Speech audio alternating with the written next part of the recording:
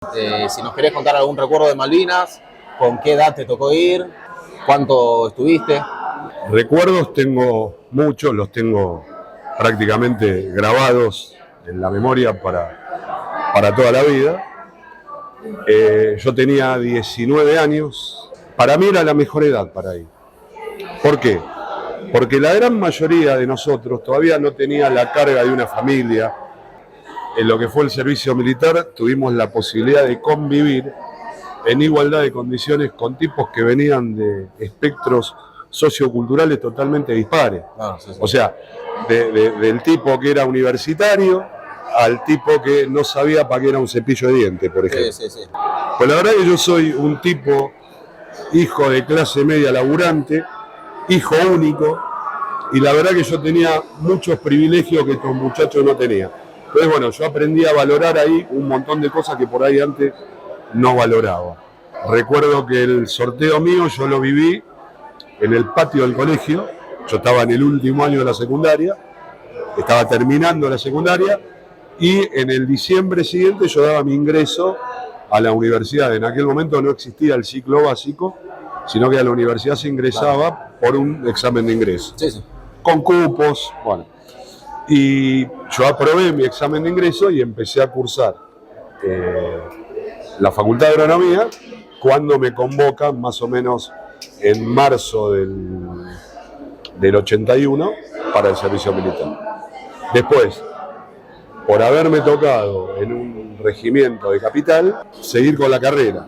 Me autorizaban a ir a cursar y volver al cuartel. Esa era la... Pero bueno, después vino la guerra y ya ahí se acabó la facultad. Yo era del regimiento de patricios, el mismo uniforme del trompeta. Sí. Bueno, yo era de ese regimiento. Y el regimiento de patricios tiene una historia. Fue el primer regimiento que tuvo la nación. Sí. Inclusive antes de ser nación, ya teníamos el regimiento de patricios en la primera invasión inglesa.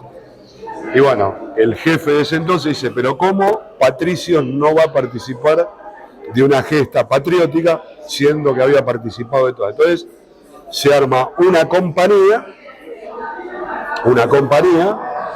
con un rejunte que se hizo porque era lo que estábamos en el cuartel en ese momento, y ahí más o menos la compañía A Malvinas cruza el 13 de abril a Malvinas hasta el fin de la guerra. Yo era de una sección que llega ya con la guerra empezada. Sí. O sea, yo no participé del cruce del 13 de abril. Yo crucé más adelante, es decir, nosotros cruzamos a fines de mayo.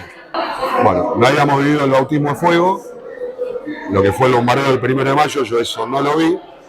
Yo me sumo ya con la guerra empezada, fines de mayo. El 7 de junio me destinan a Monte Dos Hermanas, que estaba a unos 15 kilómetros de Puerto Argentino, y eso ya configuraba una primera línea porque teníamos a 7 kilómetros en el Monte Kent a los británicos que ya habían tomado tierra. Yo era de ejército. Claro, ejército. Claro, yo era de ejército. Claro. Que no, bueno, regimiento de patricios, claro. Regimiento de infantería, claro. Nosotros éramos de ejército. Yo pertenecía a la sección morteros pesados, es decir, nosotros manejábamos un mortero pesado que es el arma vedette de la infantería, y por supuesto el resto del armamento, fusil, ametralladora, teníamos el manejo, pero yo pertenecía a la sección morteros pesados. Y les puedo asegurar que cuando cayó el primer bombazo cerca, yo me quedé paralizado. Totalmente. Paralizado. En vez de hacer lo que hacía el resto, que ya tenía cierta experiencia, yo me quedé parado. Todo el mundo corría para las posiciones, se zambullía, yo me quedé parado.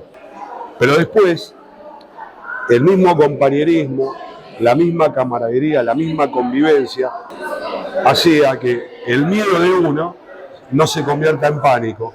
Entonces vos tenías a tu compañero de alrededor que te contenía, que te explicaba, que te enseñaba cómo moverte. Entonces vos eso lo absorbías y después lo aplicabas con otro compañero que entraba en la misma situación. Creo que las guerras no sirven para nada. En una guerra hay una victoria militar, una derrota militar, pero yo creo que perdemos todos.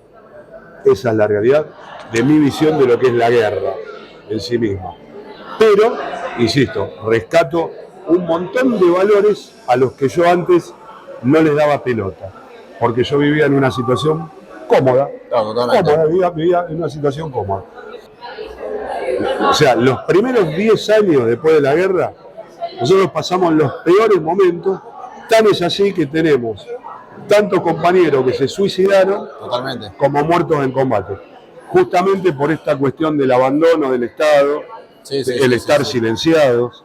Pocas veces que uno podía asistir a un claustro universitario o a un colegio secundario, etcétera, para una charla, era de forma clandestina y el docente que la proponía hasta se jugaba el puesto de laburo. Por eso nacen las organizaciones de veteranos de guerra. Nosotros, Centro de Veteranos de Guerra de Malvinas de Vicente López, nosotros mismos tuvimos que luchar contra el sistema para poder ser visibilizados.